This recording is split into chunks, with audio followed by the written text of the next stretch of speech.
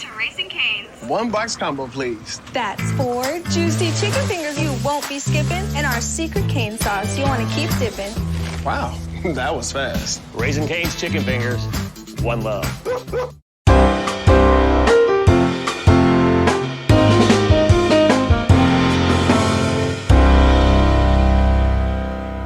Hello, Vivaan.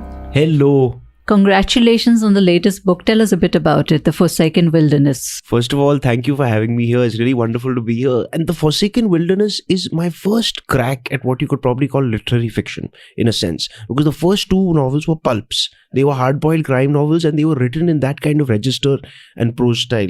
Very much influenced by people like Raymond Chandler, Dashiell Hammett, and also the somewhat more Patricia Highsmith also, but also the slightly more obscure figures, people like Jim Thompson and David Goodis, who were really underground and also not very well known besides certain sort of cults around them, and they were sort of cult figures. They were not as known as Chandler and Hammett and whatnot. They weren't part of the consciousness, the culture in that sense. But the thing is that style of prose was a very it wasn't classic English. It was a sort of mix of colloquialisms, of vernacular, of a kind of hard-bitten. Sometimes in Jim Thompson, some of his novels, he used to literally, they were first person, some of them, so he used to literally write them in the sort of Texan drawl. You know, they would be like redneck literature. Okay, that's an interesting turn of phrase, redneck literature. I'm sure you've coined a new genre. I coined it, exactly. And no, but that's what it was. So it was basically bringing a sort of informality. I wouldn't call it a conversational prose style, but it was an informality. There was contractions. There was, instead of saying going to, you'd say gonna or something like that. You know, it was a very different prose style. So my first two novels were written very much in that style and with that cadence. This one is written in the Queen's English, in that sense. Yes, written in classical English. This is high literature. Thank you. I'm halfway through, and it's written in the kind of literature and the language that makes you pursue reading it. And that means a lot. If you like Poe, if you like Lovecraft, this is the book to pick up, definitely. But did you ever feel that would today's audience read this? Would today's readers read this? Was that thought at the back of your head? That was, that definitely was. And I was terrified when this book was going to be published that people would think it's pretentious, it's verbose. So what the hell is this guy doing? That kind of, I was thinking that's going to be the reaction. And it was a very legitimate fear. I was terrified. I was genuinely thinking that people are going to think that what the hell is this, But thankfully, touch wood, the experiment seems to have worked. And but definitely it was an attempt to challenge the reader. It was an attempt because I personally feel that nowadays also there's a tendency in all the arts to simplify, just make it more comprehensible to the audience. I don't like to use the word consumer, but the audience, whether it's a reader, watcher, listener, in all the various art forms and mediums. And there's a tendency to avoid any kind of density and ambiguity. And I think our literary heroes all required they required the reader to do a little bit of work. Absolutely, and as they should, I think, because how else do you improve your own, as a reader, repertoire of books that you read? Otherwise you'll be stuck in the same thing over and over again. So I think you've done a great service to the readers by experimenting with this. But you've also done something else. You've dabbled in something that is not a very popular genre. Yeah. Horror and sci-fi. Yes. And adventure fiction. It's not you blended them together. That's what I say, that this book, although it's a literary novel, the pulp flows in its veins. I can't help myself, sometimes especially like when you want to spoil anything, but it starts to get a little crazy towards after certain points. Okay. And then the pulp nature of it sort of rears its head on the reader. But that's very, the horror sci-fi genre is something that, in a sense, before I wrote the first two crime novels, at the age of 24, see, the thing is, I think every young person struggles with finding a medium or an art form or even a field of study, a subject. It doesn't have to just be with the arts, I would say, in any aspect of life. I think that's one of the sort of conundrums of life, is that from an early age to pick what do you want to do when you grow up, what is the thing that you're interested in, all these things. And so before, having come from the world of theatre and also to a certain extent from the world of film, as a kid, I was of course a comic book artist, but then later in adolescence and early 20s, it was plays. I was a playwright essentially, and also screenplays. At the age of 24, I decided to completely transition to the medium of prose and dedicate my life to that, because what I find most liberating about the medium of literature and the written word is all you need is a pen and a piece of paper. You don't need anybody else's time, and you don't need anybody else's funding. You don't need to hassle anyone to make the work happen. Like, unlike in a film, especially in a film, because the canvas consists of machinery, equipment, thousands of things, but to a certain extent, even in a play, like suppose, even although play, you can do it we can be pretty minimal, and especially in Motley, we do fairly economical kind of plays. We don't do those. We used to do a lot of magnum opuses in the 90s, Julius Caesar and Androcles and the line, but nowadays it's very important for us to keep the plays doable and to keep them sort of smaller in scope and from a logistical point of view. So hence from that, in that regard, the thing is that literature for me was always a very practical, pragmatic and doable art form. It was something that I could, it was realizable. You could see your work materialize. And that was a very liberating thing. And from there, I've been committed and devoted to the written word as a medium, as an art form, the prose. And so when I started writing prose, the very first thing that I wrote in prose was from this genre, the horror sci-fi genre. From the horror. Later, I started writing hard-boiled pulp crime literature.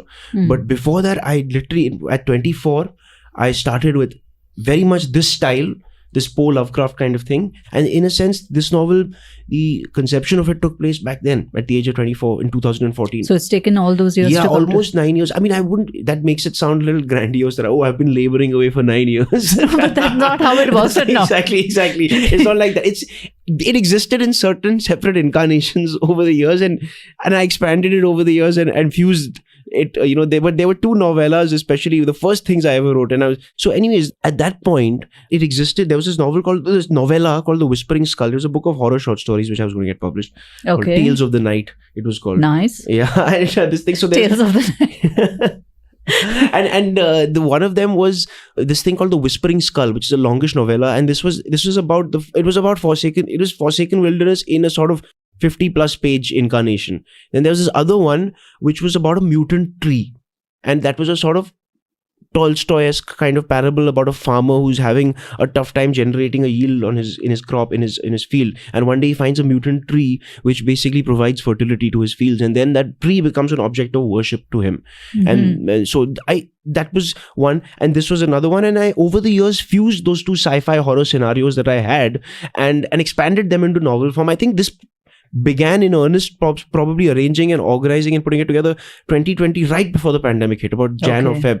And then there was an other play I had written, which was an adaptation of The Island of Dr. Moreau, called Dr. Srivastav Ka Amar Bagicha. So I've literally cannibalized stuff from that also and put it into Forsaken Wilderness. You've been in theatre, you've grown up with theatre as your main art, your main passion, and that has been something that's been with you. Of course, your family, we all know, is all of theatre performers, all stalwarts in the field. From theatre to film, these are two very different mediums. So when you first shifted into film, although you had been exposed to it as a child, what was the shift that you had to make internally as a performer? It's a very interesting question. And the big difference about film acting and theatre acting, a lot is made of it, and people tend to, I think, misunderstand the difference. They think that theatre acting is all about, it's about being theatrical and over the top and oratorial in a sense, which it is. But I don't necessarily find those things to be pejoratives. I enjoy that. As you saw the other day, I know you're embrace fabulous. That style. My favorite actors are people like Vincent Price and Olivier, who are really over the top, who are considered, Vincent Price was considered a ham in his day, but he's one of my favorite actors of all time. I love him. But, and so I was trying to emulate that style of acting also in the show that you saw that day. But anyway, so the thing is that in theatre, the difference is, suppose, I'll give you an example. Suppose we are doing a scene where two of us are sitting across this table talking. In theatre, it will actually be two of us sitting across the table and talking. We'll actually be inhabiting the space. Whereas in film, if we're doing the very same scene, depending on the nature of the film, if it's a commercial film with a certain type of lighting, we will not be sitting at the table talking. You will be there. This table will be bifurcated. There'll be cutter stands. There'll be things, lights, things coming, machinery, paraphernalia everywhere. I might be talking to you, but I'll have to be looking there. So there's various levels of artifice in film, which, so that's always been the challenge of film, is that with so many levels of artifice, how do you achieve truth? That has always been the struggle of film acting for me. Because the film actor, while the camera is rolling, there is a certain segment of the brain that knows that you are acting in a film. This is a shooting going on. And so hence, you're not completely inhabiting the reality of that moment and that character and that scenario because of the sheer nature of the craft and of the profession. Because you know there's a side of your brain, even if you're very Daniel Day-Lewis or whoever, the most committed, devoted film artist, actor, there's still one half of the brain which knows that you're acting in a film. You're not going to completely lose yourself in that moment as you would in theatre because you're actually inhabiting the space in theatre. Because in film, the very nature of the medium itself entails that it's not just the stop-start element of it, but there's equipment all around you. And so hence, you're not actually physically inhabiting that physical space in a sense. You're kind of creating the illusion of doing so. And it's an interesting thing that my mother told me that the difference between the Indian style of theatre and the Greek later Western style of theatre is that the Indian style, because our theatre also perhaps used to, when it started, it used to happen in temples. It used to happen in the sort of courtyard or the town square. It was not about creating illusion. It was about paying due reverence to the written word. So it was asking the audience's imagination to fill in the blanks. So there was no sets and props and elaborate costumes. That's a very Western thing. As a performer, how do you feel about this dissonance that you have to bridge? Because you're inhabiting, as you said, a space that is not really a space that you're inhabiting at that point, yet you have to portray your character so realistically. Correct. So how do you, I don't know how you could explain it. Imagination is the key to that. Imagining the scenario at hand and also imagining the reality of that scenario. Like for instance, if we're sitting at a table talking and we're not actually sitting at a table talking, one has to imagine that we are actually sitting at a table and talking, even though that's not what we're actually doing. But one has to sort of use the imagination almost as a tool in order to overcome that dissonance that you were mentioning, that big, and that's the real key. And that's what my dad also stresses when he conducts his acting workshops. That's the first thing he teaches the students is he does what's known as the imagination exercise. So it's really, I would say, imagination is an immense part of the art and craft of acting. The ability to fill in the blanks that are left empty and that are not provided to you by the circumstance and by the scenario. How do you fuel your imagination as a performer? What do you do? Because it's not always that the imagination, the well is full. Yeah. Sometimes you run dry. Sometimes you've drawn out the last ounce of yourself. Yes, that's very true. It's a very interesting question. How, I suppose the imagination, like any other faculty of ours, is something that requires constant exercise. Poe, in fact, speaks in wonderful passage at the beginning of Murders of the Rue Morgue. He says that he talks about the two halves of the brain, and he says that there's the analytical side and there's the side that is capable of ingenuity. And he says something to the effect of, I'm paraphrasing, he says that those that are capable of analysis are remarkably incapable of ingenuity, and those that are capable of ingenuity are surprisingly incapable of analysis. So it's like, of course it's a generalization, but it's an interesting thought. And so what he's talking about in a sense also is, I guess, the artistic faculty versus the scientific reasoning faculty in a sense, right? So and that's the thing, is that I don't think they exist, they're mutually exclusive. Of course, Poe is making it that because he's a dramatist, so he has to have those poles of the human mind and human nature also.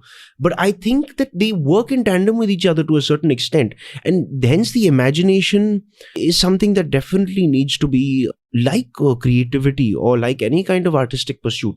It's something that needs consistent practice and also consistent sharpening and exercise, and that's something that I think each person has to devise their own methods of exercising. There's no one size. There's no mental gym in this.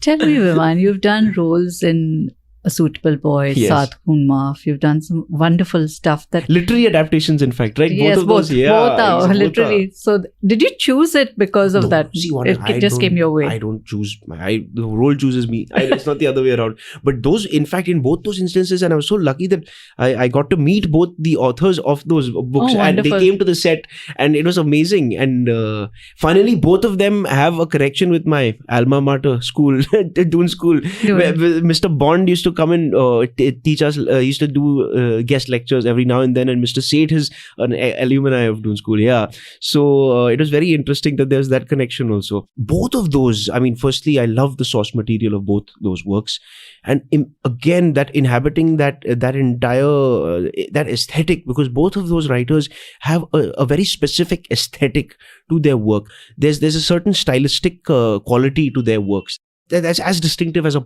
Conrad or someone like that. That when you take their name, there's a certain imagery which flies to mind, and that's something that it was my duty as an actor to honor that and to execute that to the best of my ability so that they'd be happy. And I think both of them were. In fact, I think you did a very good job. Thank you. I read in a previous interview that you spoke about how you chose to be a star initially, and then what is the difference you would say between a star and an actor that every performer needs to keep in mind? Kiran, when I started out in this business in 2010, it was a very strange time. It was really very conventional notions of what it is to be an actor or whatever in this business, right? There was very much that sense of, if you're a guy, you have to have a six-pack. For girls, it's even tougher. Very tough. Even tougher, the kind of unrealistic standards of beauty that one had to aspire to and that sort of thing. Especially for women, it was way tougher. And now I think the world has evolved for the better in the last 10 years or so. But I remember in 2010 that there was a very constricted and very weird approach to going about this business. It was very much that that conventional hero-heroine kind of mold. You had to fit into that. And also, but I'm blaming all this on the culture at large. The fault does lie within me to a great deal. So the culture is the culture at large. What can one do? You can't blame that. It's like fighting at the oppressiveness of the sun or something. It's a pointless exercise too. But the real, I think, flaw in my character at that point was that, of course, I loved the art and craft of acting, but there was also a certain element of seeking fame and fortune, and of seeking the sort of, and not completely being obsessed by the craft of what I was doing and letting the bells and whistles of the business sway me. Mm-hmm. And that is something I have to take complete responsibility for. I can't blame the industry, say, these guys were like that, the world was like that. I'm said that the world was like that to give a sense of context, but the fault does lie within me. Is that rather than, and my parents also used to tell me, is that you love acting. Do this if you truly love acting. And don't give a damn about success, failure, or any of that stuff. And I think life taught me a very interesting lesson in that sense, is because I was trying very hard to be a star. And my parents also told me this. They're like, if you want to be a star, you got to work very hard in that direction. So that means you got to go to dance class. You got to have a certain type of body. And you have to work on yourself in that regard. And that's a whole different thing. And so rather than working on your craft as an actor. And the problem is that on many levels, I would say on psychological, spiritual, emotional levels, the whole business of trying to conduct oneself as an entity, that was something that I had fallen prey to. The whole business of thinking that, when you come for this function, you have to come in a fancy car, or you have to pretend to be a certain way, you have to behave like a star, you have to, all these kinds of things, these moronic thoughts.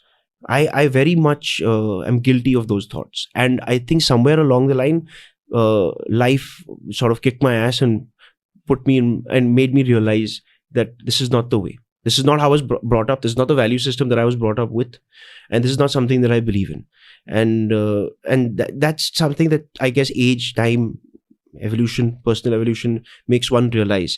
And that's something that, because the whole business of status in this industry is a deadly one, And if you start to play that game, you're going to get screwed. And it's a never-ending game. It's a never-ending game, exactly. And I was trying to play that game. And that's what I regret, is that rather than having wasted so much time and energy on that nonsense, I should have just worked on my craft as an actor. That would have kept me in better stead today, So that's what that whole thing was. And that's a realization that wish I could pass on to younger people listening also, is that it's very important to be interested in the craft and not in the bells and whistles, because the bells and whistles are constantly going to try to sway you. Absolutely. And that's something I keep telling people who want to be writers as well. Are you invested in the craft? Don't look at the lit fest. Don't look at all the glamour and don't look at all that rubbish. Exactly. No, I would be putting in X number of hours a day on the seat. in front of the computer. Correct. That's all that's needed. Correct. So I'm so glad you said that. Invest in the craft. I think investing in the craft is something that most people just take for granted and something they don't think is important. So what are the kind of roles that you would like to play that you haven't had the chance to play yet? I've had a sort of, you could call it a half chance to play that. In a film Bombay Velvet, I got to play a character like that. And also in a film called Kabar the Coin, I got to play a character like that. But I really feel that there's a wonderful synergy which happens, symbiosis, where an actor plays the milieu that he has grown up in. So for me, the Bombaya accent is something that I've been itching to play. And I think that I can do a good job with it. Because it's the milieu, that the friend circle that I grew up with, that was our vernacular in a sense. That was the language of the streets that we grew up speaking.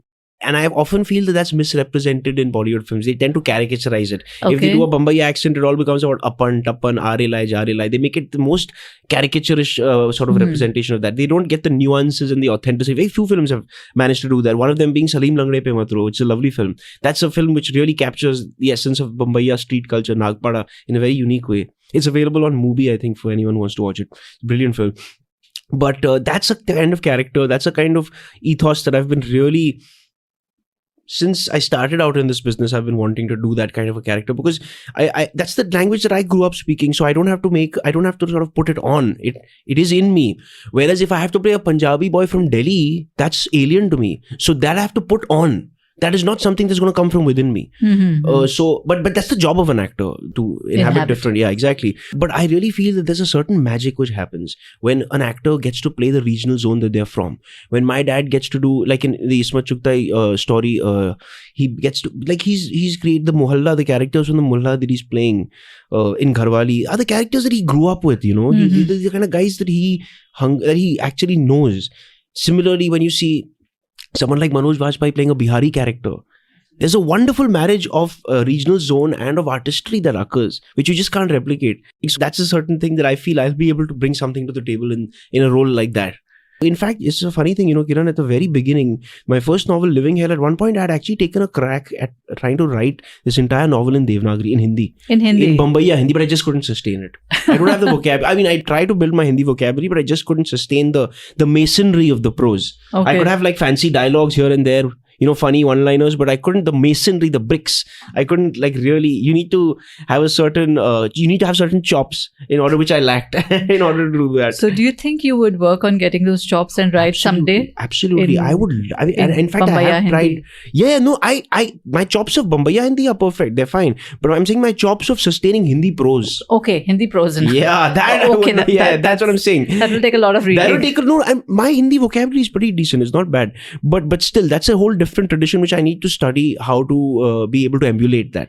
And I'm a huge, I've been very influenced by Hindi literature, especially the works of Premchand, Chugtai, Manto, Harishankar Parsai, Krishan Chandra, a lot of them, you know. So, and I've also tried to bring some of that aesthetic to the English literature that I write, especially in Forsaken Wilderness, because there's almost like it's like Premchand meets Edgar Allan Poe in a sense, you know. There's a fusion of those two worlds. I could see Lovecraft and Poe. Lovecraft, though, absolutely, you know. Lovecraft was a huge influence, and especially this one story of his called The Nameless City, and At the Mountains of Madness, his only long form novella. You know, Poe and Lovecraft only wrote short stories, and they only had Poe had only one long form novella, The Narrative of Arthur Gordon Pym of Nantucket, which, by the way, influenced Moby Dick. Melville was a big fan of that novella. It's about an expedition to the South Pole. Lovecraft had a similar one called At the Mountains of Madness, which is it's about an expedition to the South Pole. And both these novellas had a huge influence on Forsaken Wilderness. And also a trip to Hemkund Sahib, I think. I have trekked to Hemkund Sahib and I've trekked to Harki Dun and various places, because again, studying in Dun, we used to go on what is called as midterms. So we used to go on these treks in the middle of the term on our own. It was a very interesting adventure. On your own? Yeah, so in the beginning, like till you're at like 8th standard, you go accompanied by teachers. After 10th standard, 9th or 10th standard, you go on your own, what is known as private midterms, where only the boys used to go. And of course, there used to be like drinking and smoking, people, you know, breaking the rules, going off to Chandigarh and, you know, eating good food or that kind of thing, bunking the midterms as they'd call it. So people used to scam their way out of that also. But those midterms were very profound experiences. And I did trek to a couple of places, and I definitely draw from that experience in the book as well. Because you can see in the writing that you have been in such places and you have experienced those places. Absolutely. About literary adaptations. You've become a writer now. if your book does get picked up, would you be able to let it go and have somebody make a movie out of it, a series out of it? That's a very daunting predicament. I'll tell you something. My opinion on literary adaptations, see, of course, it's a wonderful thing. And there has always been a great marriage between cinema and literature from the very dawn of the medium itself. But I find right now that the uneasy alliance between the visual media, you can't call it cinema any longer because it's like long form shows and whatnot. I would call it the visual media. The alliance between the visual media and literature currently is, I find it to be tenuous at best and dishonest at worst. Because I find that, again, what you were mentioning, that you tell people that you should become a writer if you're truly interested in the craft, not because of all the, the glamour and glitz of it. Similarly, I find that there's a tendency amongst youngsters to think of a book as a sort of calling card, as a way station to the supposedly greener pastures of cinema. And I am very against that, vehemently so, because I feel that you should write literature if you are interested in prose as a medium, as an art form, not because you want someone to pick it up and make it into a film or a show, right? And that unfortunately has become, because the thing is with Bollywood is very akin to the British Raj. They like to colonize other art forms. They did that with Those music. are strong words. No, trust me, I feel that much. They did it with music. Like for musicians, like, if you want to earn a living as a musician in India, you have to come work for us. Now they're trying to do it with literature. And I'm trying to fight against that with whatever bit of strength I have. Because, and they always do that. They try to do it with theatre also. They try to do it with everything because they are the big giant in our country from a cultural point of view, right? Mm-hmm. And they like to colonize other art forms and be like, if you want to earn a living doing this, you have to come work for us. Yeah. So that's a very deadly thing, that's something that I'm very wary of, is that the independence of all art forms. We should be able to exist in ecosystems. Bollywood should not be the monolithic entity whose tentacles are spreading into every other art form, and sort of trying to colonize them. So yeah, if they are truly interested in having a marriage between literature and cinema, but I find, and especially in 2019, Kiran, I started to observe this dangerous trend of people writing books which were essentially disguised screenplays. In fact, I've had some authors tell me that they actually plot and write their books thinking of the scenes and the locations and the cast and exactly that. So that's because they're very different mediums, and one must honor the medium and the art form. And of course, it would be great to have a marriage and an alliance between those two mediums, but I think that it shouldn't be done in a dishonest fashion. That's my only point. Yeah. So hopefully it won't. Hopefully that will change. Yeah. So Vivaan, tell us something about your upcoming projects. What's coming from you next? So, Kiran, I have this practice of every time a novel of mine comes out, I usually have one in the oven ready to go. Uh-huh. So there's one, it's a big departure for me. It's a mother-daughter story, and it's not something that has as much of a genre base as my first three novels. It's something you could probably call it closer to the earth, closer to real life. Okay. And it's also more gentler and more perhaps humanistic work. It's certainly a gentler, and it's a very different kind of mood from. There is an element of suspense. I can't help myself. I do. There's a certain genre element which does come in, but it is a very, for lack of a better word, a human story in that sense. It's a big departure for me also, and I hope that I have done justice to the writing of interesting female characters. That's another attempt of mine, and I do hope that's a challenge. That's a challenge, absolutely. So this one is very near and dear to my heart, this particular one. It's going to hopefully find a home pretty soon, inshallah, but it's a big departure for me, because the first three novels were, you could say that they come from a genre base. There's very much, the genre is in their DNA. This one you probably couldn't classify that much in terms of genre, although the suspense elements are there. But it is something that is a departure in that sense. Is this also literary fiction? It is very much so, absolutely. In fact, this one is a continuation of the attempt of literary fiction with that. This is not the hard-boiled prose register of the first two novels. Okay. I'll probably get to that later at some point, but I want to take a break from that for a while. Lovely. And what about on screens? What do we see you as So on now screen? this is one of those rare productive times for me. Which is good. Touch wood, may it continue. So there's a wonderful show which Mr. Bhardwaj is making called Charlie Chopra, which is an adaptation of an Agatha Christie Agatha Christie novel, which is it's called Charlie Chopra, and it's a wonderful whodunit murder mystery detective story with a female detective, and it's got a wonderful cast. Our whole family is acting in it. We all got cameos, so it's amazing. That is like great fun. There's another wonderful show which is going to come out, which is a financial thriller.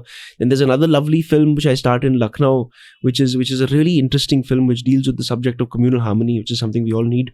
Then there is a film of mine I'd done many years in Bihar called Court with the great Sanjay Mishra. That should probably release soon. And it's one of those strange times where surprisingly after fallow periods in my life, there's suddenly the famous saying, jab upar wala jab deta hai to chappar phad ke deta hai. So it's like that literally. So may the chappar stay far over. And finally, Vivaan, words of wisdom for people who want to get into theatre, for those who want to write books. What would you say? Yes, focus on the craft. Yes, but beyond that, are there learnings that they should know? This harkens back to the what we were talking about earlier when you were asking me about that whole business of the star versus actor thing. And I think my personal journey in this profession has been about one thing. It's been about the demolition of the ego.